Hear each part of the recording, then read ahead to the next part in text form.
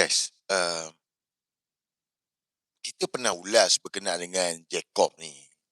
Jacom ni satu agensi kerajaan lah yang ditubuhkan sebelum ni lagi. Daripada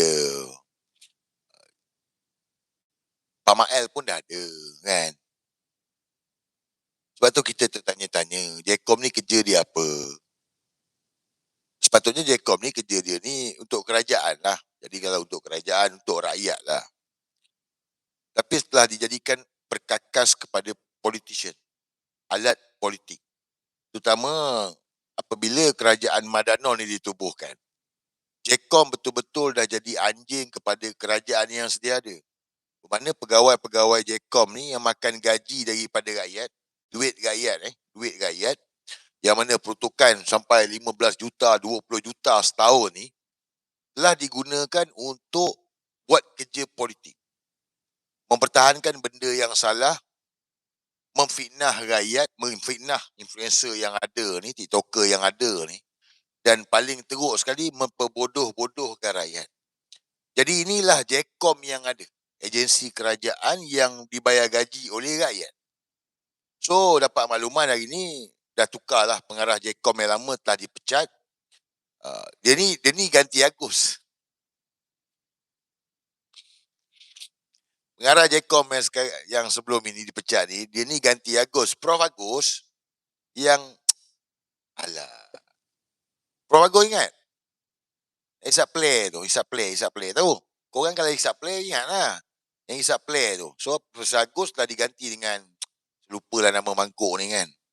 And then telah dipecat dan digantikan pula dengan orang PKR lah. Jadi Jacom ni memang untuk PKR lah, lubuk PKR. So digantikan hari ni lah. So bila digantikan hari ni, pengarah Jacom yang baru ni buat satu kenyataan yang wow. Belum apa-apa dah urut. Dia buat kenyataan, dia bagi tahu akaun fake siap, benam. Akaun fake siap, benam. Apa istilah akaun fake ni? Apa maksud akaun fake ni? Apa yang kau orang nampak? Ini bukan pasal akaun fake. Ini pasal nak sekat kebebasan rakyat. Itu je. Sepatutnya bila jadi pengarah Jacom ni, ceritalah benda yang kerajaan buat dengan baik. Betul tak? Tak. Sebab mereka koyak. Ini yang apabila kerajaan gagal menjawab apa yang dilontarkan oleh rakyat.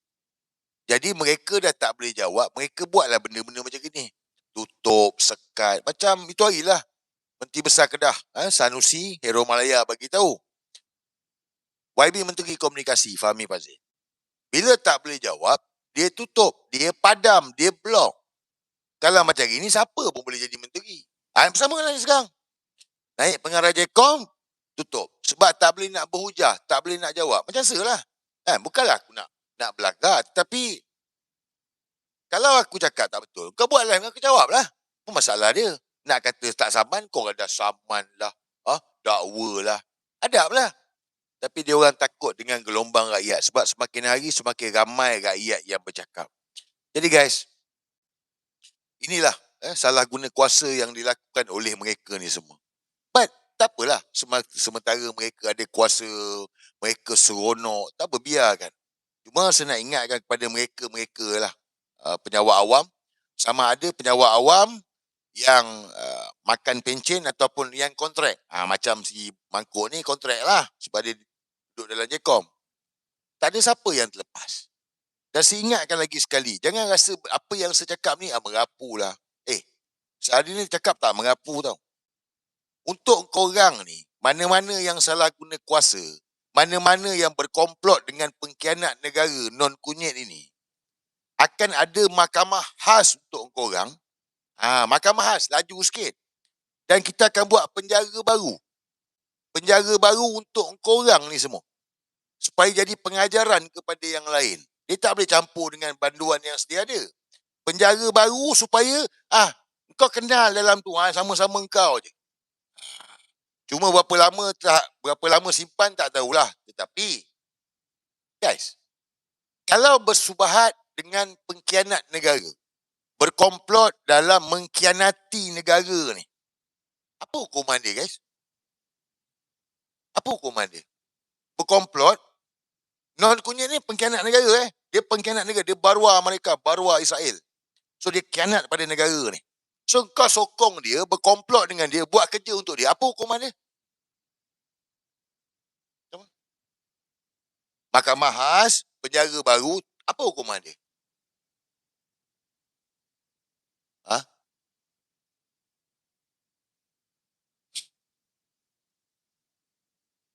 Penjara seumur hidup. Ya, penjara seumur hidup. Kenapa? Sebab kita tak boleh kompromi dengan orang yang khianat kepada negara. Kita tak boleh kompromi bagi peluang pada mereka yang berkomplot dalam mengkhianati negara. Jangan cakap tak khianat. Jangan cakap tak khianat. Kalau siapa cakap tak khianat, kau pergi masuk ke Kuala Lubang Jamban, kau flush. Benda simple kalau nak kata tak khianat. Ni, minyak ni. Minyak, okey. Bukan khianat kepada negara ke? Tu, isu beras, tiba-tiba hilang. Bukan khianat kepada negara ke? Khianat lah tu. Jangan main-main. Tak ada terlepas. Tapi korang rasa, korang boleh lepas lah sebab korang rasa, kita kerajaan. Semua benda kalau cerita tak jadilah strategi sayang. Tapi sepatutnya lah kan. Kan ada 1,500 kat YouTube, ada 1,000 dekat Facebook. Sepatutnya korang boleh fikir tau. Yang mana sanksi kan. Kenapa Azri ni cakap yakin? Dan macam-macam kena pun dia cakap juga. Korang tak pelik ke? Sepatutnya kan kita mesti ada otak kan. Kita ada otak kan. Bukan mesti ada otak. Kita ada otak. Kita fikir, dia ni cakap confident gila. Nak kata gila. Takkan rasa gila. Takkan nak cakap, dia ni gila dia ni. Takkan nak cakap aku gila. Tapi kenapa saya yakin? Kenapa Azri yakin? Apa cakap macam gini? Dah kena macam-macam pun lawan lagi dengan non kunyit. Sebab tak ada kerajaan yang kekal dalam dunia ni. Tak ada. Tak ada.